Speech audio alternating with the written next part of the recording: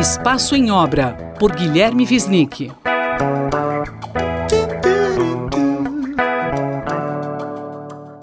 Professor Guilherme Wisnik, qual é o tema desta sua coluna? Bem, a minha coluna de hoje, ela no mínimo, eu posso dizer, muito aguardada por mim mesmo há 4 anos. Soltar esse grito da garganta, esse sufoco que a gente vivia, essa reação à volta de uma esquerda democrática com grande pacto, uma aliança de centro-esquerda ao poder depois desse período fascistoide, autoritário. Mas o que eu queria, nesses poucos minutos que eu tenho, é alertar e lembrar a todos sobre o iminente risco que nós corremos. A gente chegou, no final das contas, numa eleição apertadíssima e teve, por muito pouco, por consolidar um projeto fascista de poder que, se acontecesse no segundo mandato, como a gente sabe, derreteria a democracia brasileira e todo o pacto que foi firmado desde o fim da ditadura com a Constituição de 88.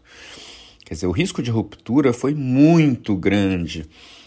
E hoje a gente já vê com uma certa perspectiva histórica o risco que nós corremos, né?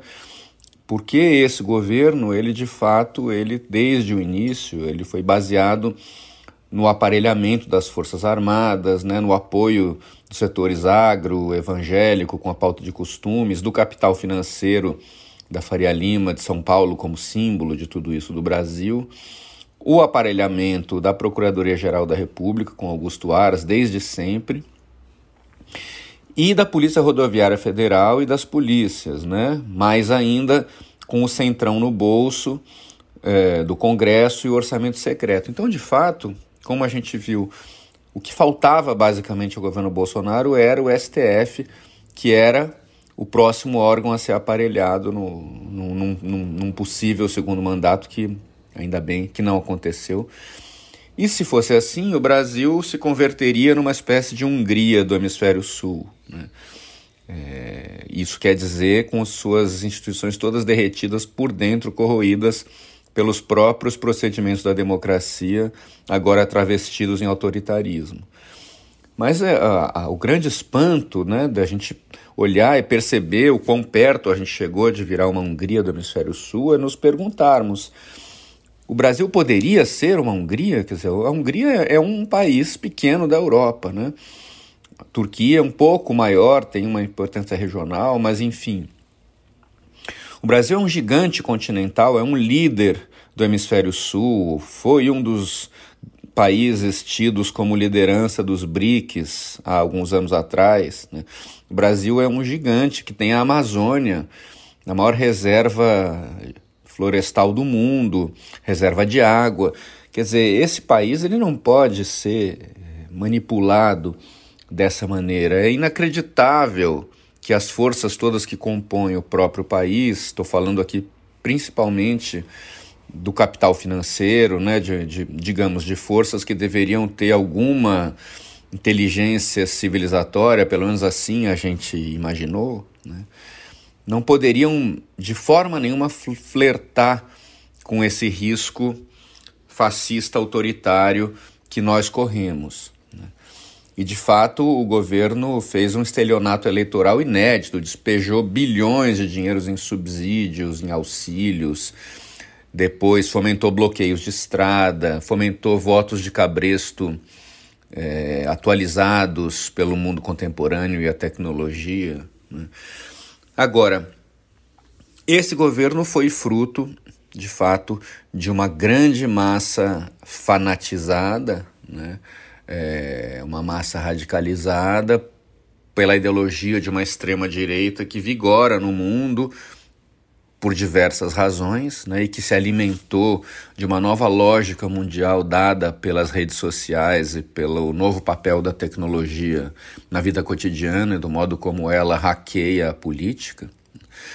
Mas a democracia brasileira, que agora sobreviveu a esse risco iminente, só poderá sobreviver de fato se afastar esse tumulto da sua frente, e para isso vai precisar realmente punir de verdade os personagens que causaram tudo isso e que agem para minar a democracia, começando por Carla Zambelli, por Daniel Silveira, por esses peixes menores, digamos assim, que são inaceitáveis dentro de uma democracia.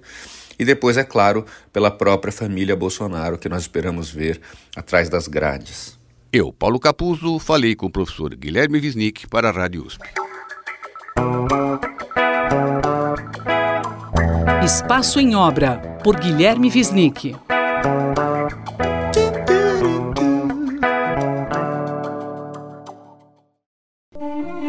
Um olhar sobre o mundo, com Alberto do Amaral Júnior.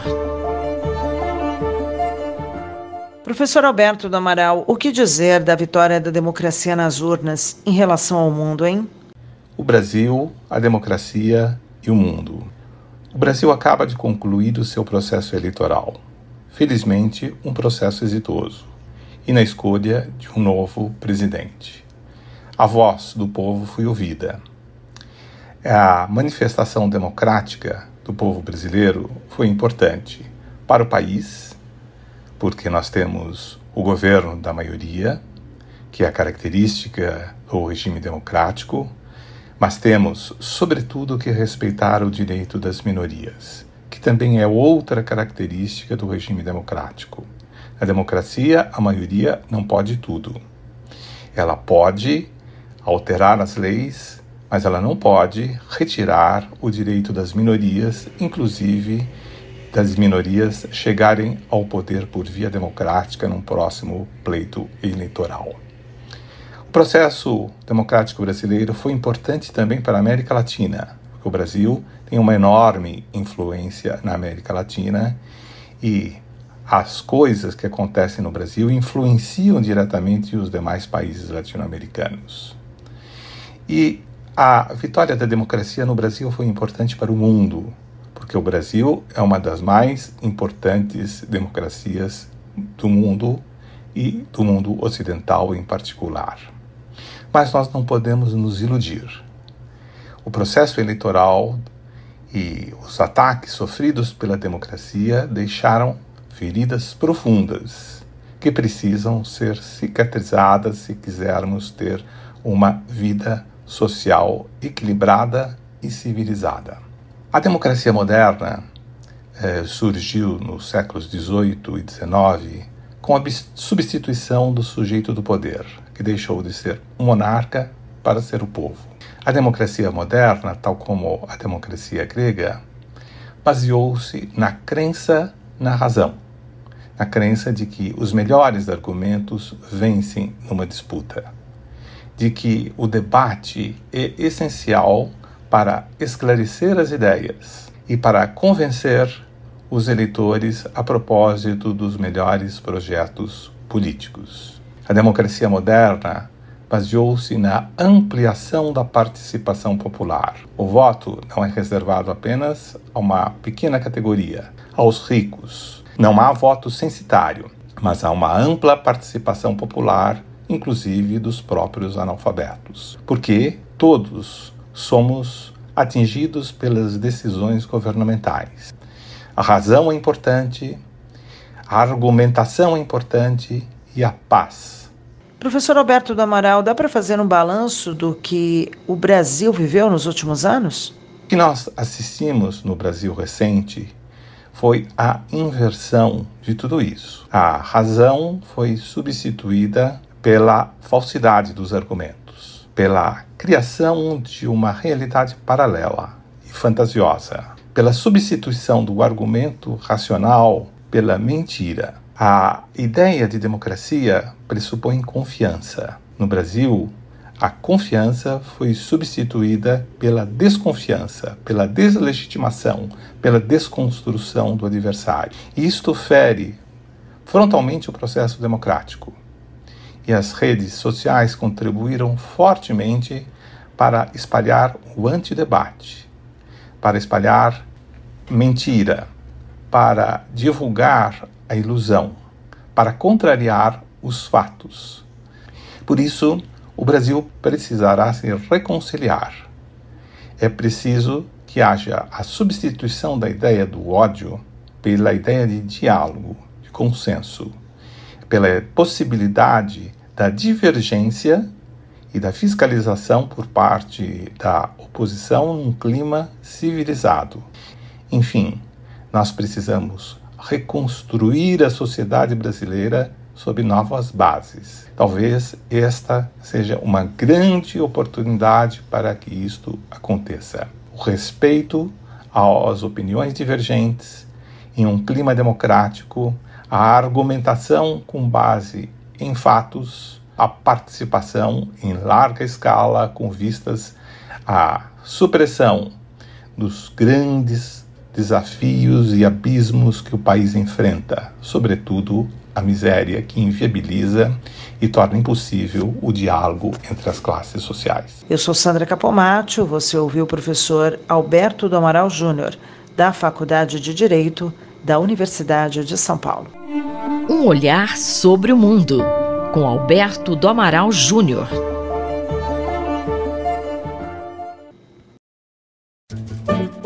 Horizontes do Jornalismo, por Carlos Eduardo Lins da Silva.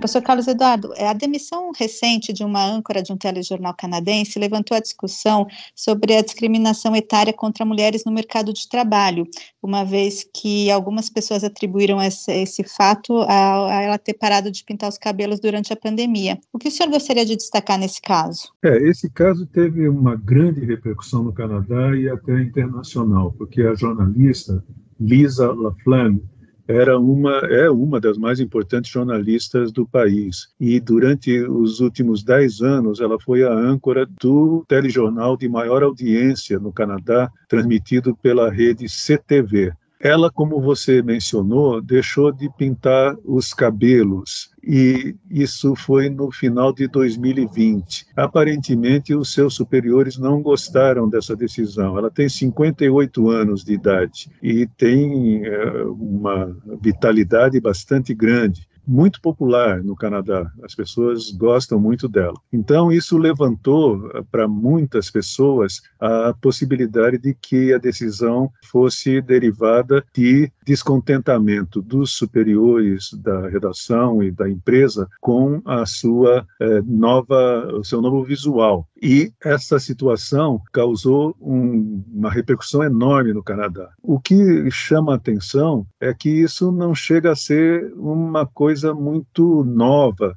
Por exemplo, nos últimos anos, nos Estados Unidos, houve pelo menos 12 situações de mulheres que trabalhavam em empresas de mídia terem processado os seus patrões por terem sido demitidas, segundo elas, pelo fato de elas serem consideradas idosas e pouco atraentes para o público. A CTV, a empregadora da LaFlamme, ela disse que, num primeiro momento, que a decisão se dava à mudança de hábitos da audiência. Mas depois a CTV não quis mais falar sobre o assunto, dizendo que ela, CTV, e a jornalista fizeram um acordo e que os dois lados não poderiam mais discutir esse assunto. Mas ficou a suspeita, inclusive porque a própria CTV, nos últimos anos, deixou que outros âncoras com idades mais avançadas do que a LaFlamme, mas os dois homens,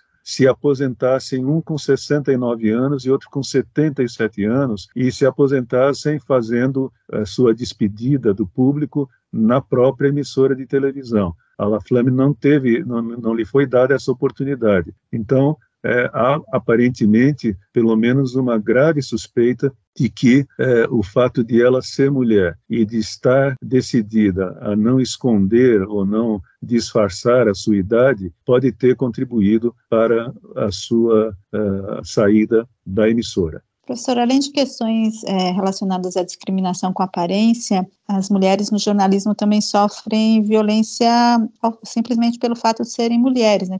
Sem dúvida nenhuma. A repercussão do caso mostrou que a situação realmente não é fácil para jornalistas mulheres, especialmente nos meios audiovisuais, porque muitas jornalistas em atuação se manifestaram dizendo: se isso pode acontecer com a LaFlamme, que é tão famosa, tão importante, ganhou os maiores prêmios de jornalismo do Canadá, se ela pode ser demitida só porque deixou de pintar o cabelo, imagina qual é a situação das demais.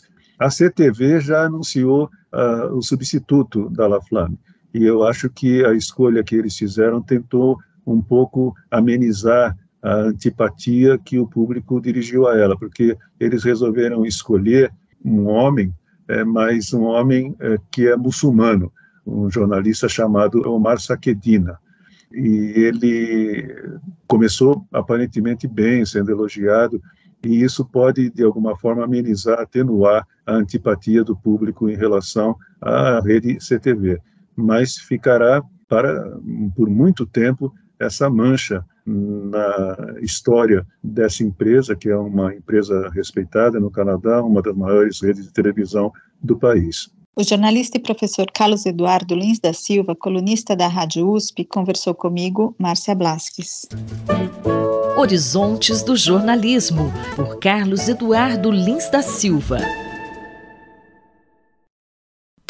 Ética e Política, por Renato Janine Ribeiro.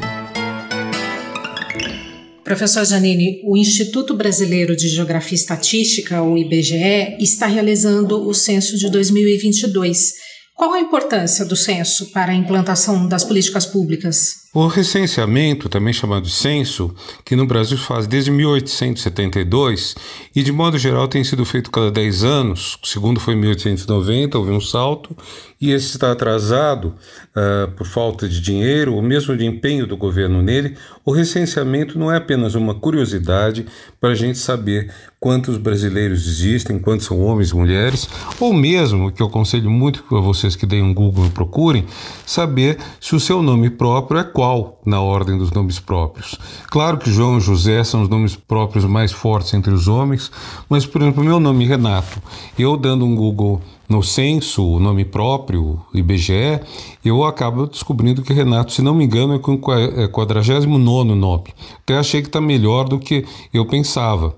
Bom, mas tirando esse lado da curiosidade, do quase que do jogo, que não é nada ruim, aliás, mas há uma coisa que é decisiva, é o seguinte: o recenseamento ou o censo permite saber quantos somos, como nos distribuímos, qual a renda das pessoas, onde há menos gente ou onde há mais gente. Por exemplo, ele permite saber qual a população de cada estado e, portanto, o número de deputados que esse estado deve escolher, permite saber o número de habitantes de cada município e, portanto, se ele vai ter ou não 2 turnos de eleição ou um só, que é o caso dos menores municípios, apenas os maiores têm 2 turnos, enfim, e também saber as condições sociais das pessoas, quer dizer, quantas casas têm saneamento básico, quantas casas têm rede de esgoto ligada na rede pública, quantas casas recebem água potável tratada pela concessionária de águas. Enfim, tudo isso é o mais importante do recenseamento. Ele permite, então, a gente saber quem nós somos. Ele é uma espécie de autorretrato com muitos matizes, com muitos detalhes. E esses autorretratos são exatamente o que permite desenhar políticas públicas. Se descobrimos que determinado estado tem menos esgoto tratado, o que infelizmente acontece nos estados mais pobres e também nos municípios mais pobres, então sabemos que a prioridade lá vai ser você ter água potável e não jogar o esgoto apenas numa fossa ou, pior ainda, num rio, no mar ou sei lá onde seja, em algo que depois vai ser utilizado pelas pessoas. Então, esse é o sentido do recenseamento que torna tão importante para o país fazê-lo e torna uma lástima termos atrasado 2 anos. O último censo foi feito em 2010. A falta de atualização dos dados pode acarretar quais tipos de problemas? Justamente o fato de que não houve recenseamento em 2020, nem em 2021, está sendo feito apenas em 2022, esse fato é bastante preocupante, porque ele atrasou a nossa informação sobre nós mesmos. Vejam, por exemplo, algo que não é a finalidade do recenseamento, mas vejam, por exemplo, as pesquisas eleitorais. Elas são baseadas na crença de que a população se distribui de determinada forma, entre homens, mulheres, católicos, evangélicos, renda alta, renda baixa, educação superior e analfabetismo. Só que quando você desatualiza isso, você fica sem saber exatamente como o país está. Então, isso é o problema que nós temos tido. E mais grave até do que a pesquisa eleitoral é o fato de que não estamos sabendo, nesse momento, com precisão, as questões que afetam a saúde. Combatemos a Covid, sim, vários governadores e prefeitos combateram a Covid, embora o governo federal tenha travado o combate do outro lado, da outra trincheira, mas nós combatemos a Covid sem saber exatamente a população brasileira, que são os mais vulneráveis, mais arriscados. O Dr. Gonzalo Vecina, um dos criadores da Anvisa, dizia outro dia, tem pessoas que têm mais riscos, mas tem os mais vulneráveis. Por exemplo, quem tem mais idade é mais arriscado, mas negro com mais idade é mais vulnerável do que o branco da mesma idade. E isso não sabemos com exatidão e faz muita falta. O professor Renato Janine Ribeiro conversou comigo, Valéria Dias, para a Rádio USP. Ética e Política, por Renato Janine Ribeiro. Reflexão Econômica, por Luciano Nakabashi. Professor, as expectativas em relação ao desempenho da economia vêm melhorando constantemente.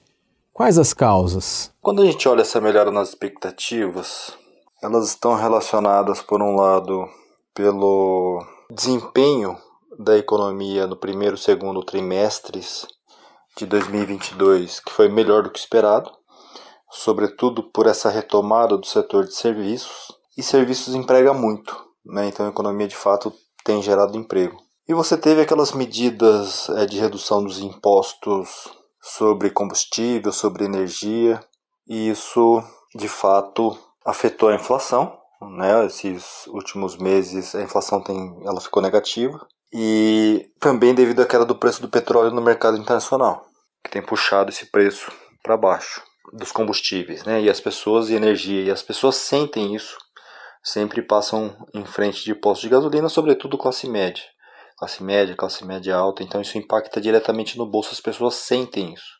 Então a gente tem uma economia que tem recuperado, né, tem essa questão da volta à normalidade, sobretudo em 2022, né, praticamente as pessoas estão na sua rotina considerando um ambiente muito próximo ao pré-pandemia, em termos de atividades, em termos de lazer, em termos de eventos, e tem os estímulos da parte fiscal do governo, né? O adiantamento de 13º, o FGTS, redução de impostos, tudo isso acaba estimulando a economia. Então você tem uma política fiscal que tem sido expansionista em 2022, né? Eu acho que muito de olho na eleição. Você tem um maior controle da inflação, que é decorrente de uma parte do cenário externo, mas ainda tem muita incerteza nessa questão da demanda pelo petróleo, demanda e oferta, né? E o próprio corte dos impostos. Então tudo isso dá uma dinâmica, parece que a economia está mais sob controle.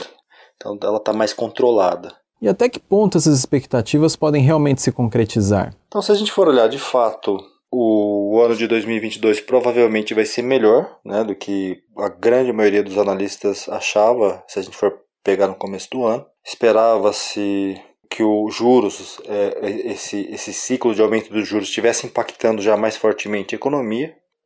O setor de serviços recuperou de uma forma mais forte do que o esperado também. E também teve essa questão das políticas fiscais expansionistas que não, né, os analistas não estavam considerando muito isso. E a incerteza política, né, a expectativa é que também impactasse mais o ambiente econômico. Então, a economia tem, de fato, ido melhor, mas esse crescimento de 2022 é uma antecipação do crescimento de 2023, né? Se a gente for pegar toda essa questão fiscal, dessa expansão fiscal que a gente teve, do FGTS, do adiantamento do 13º, depois a gente começou com a questão do auxílio emergencial, né? Esse aumento do auxílio emergencial, recursos para caminhoneiro, para taxista. Então o governo está jogando dinheiro na economia. Só que isso vai fazer com que, esse estímulo da demanda faz com que os juros fiquem altos por mais tempo, por dois motivos, né? Porque a demanda fica aquecida e os juros é justamente controlar essa demanda para controlar preço. E tem a questão da piora fiscal, né? A gente não fez uma reforma suficiente para controlar o fiscal, né? O juros está muito alto, o governo está tendo um superávit primário, mas um déficit nominal muito grande. isso tende a piorar a dinâmica da dívida pública, né? E esse aumento de gasto que o governo tem feito vai fazer com que essa dinâmica fique ainda pior e tenda a manter os juros mais alto por mais tempo. E quando, né, os impostos voltarem, por exemplo, tudo isso vai impactar novamente no preço. E aí você vai ter que controlar isso em 2023. Então você começa um ano de 2023 mais difícil, uma expectativa de um ano ruim, né, um crescimento ali próximo de zero. Claro que eventos podem acontecer que podem melhorar as expectativas, pode melhorar o desempenho da economia, mas podem piorar também, né? Se a gente for olhar hoje, a expectativa é de um 2023 ruim, por conta até de 2022, que teve excessos, muito pensando na questão eleitoral. Nós ouvimos o professor Luciano Nakabashi, da FEA-USP Ribeirão. Gabriel Soares, para a Rádio USP. Reflexão Econômica, por Luciano Nakabashi. Economia, por Gilson Schwartz. Professor, qual o tema da coluna hoje? A miséria intelectual do debate econômico em plena campanha eleitoral é assustadora. No momento em que os países mais avançados desenham novas políticas públicas, novas políticas econômicas, retomam em muitos casos ideias que eram consideradas completamente ultrapassadas, como, por exemplo, a de que o Estado deve investir pesadamente em setores estratégicos. Política industrial e tecnológica, política científica, tudo isso que já foi muito discutido no Brasil, hoje passa longe. O debate eleitoral sequer toca no assunto, fala-se em medidas populares, populistas, mas não se discute efetivamente como retomar a capacidade de crescimento com inovação tecnológica na economia brasileira. Professor, mas o que estão fazendo os países mais desenvolvidos? O Departamento de Comércio dos Estados Unidos revelou na semana passada o seu plano. Vai gastar 50 bilhões de dólares para construir, eu digo até reconstruir, a indústria doméstica, a indústria nacional de semicondutores, componentes estratégicos nessa internet nova que está chegando, a internet do metaverso, e também para enfrentar a China. É o maior esforço de gasto público nos Estados Unidos em décadas, voltado para formatar, para organizar uma indústria. Esse programa, o Chips for America Fund, 28 bilhões de dólares vão diretamente em grants, em benefícios e empréstimos para ajudar na construção de fábricas para fazer, montar, empacotar os mais avançados circuitos eletrônicos. 10 bilhões de dólares vão para expandir a manufatura, mesmo em setores mais atrasados. Chips para carros, para celulares, mas também tecnologias novas, especializadas. 11 bilhões de dólares vão para pesquisa e desenvolvimento relacionada à indústria. Ou seja, Estado gastando forte, gastando de forma direcionada, induzindo as empresas e, inclusive, colocando cláusulas de proibição a essas empresas que venham a ser beneficiadas, cláusulas de proibição do uso desses recursos se a empresa tem alguma expectativa de se conectar com a China. O fundo foi aprovado pelo Congresso em julho. Entramos em setembro e o governo rapidamente já está se organizando para gastar e monitorar para onde vai esse dinheiro. Não é só combater a corrupção, mas é saber se esses recursos públicos que vão para a inovação tecnológica estão servindo para substituir, por exemplo, as fábricas que foram instaladas em Taiwan e que agora recebe a ameaça da China. O conflito entre Taiwan e China tem sido palco de cenas também militares, assim como diplomáticas. A briga não é só por uma ilha, mas é pela quantidade de tecnologia que está embarcada nessa ilha. Os semicondutores são componentes cruciais praticamente para tudo, do telefone celular ao marca-passo, inteligência artificial, os drones, até pela computação quântica. Ou seja, o governo Biden, se aproximando aí das eleições do meio do mandato, toma uma decisão estratégica. O presidente Trump falava de MAGA, Make America Great Again. O Biden não foge a essa prioridade. Quando o assunto é tecnologia estratégica, o governo investe e muito. Voltamos daqui a 15 dias comentando as tendências de economia, política e tecnologia no Brasil e no mundo. Eu, Simone Lemos, ouvi o professor Gilson Schwartz. Economia, por Gilson Schwartz.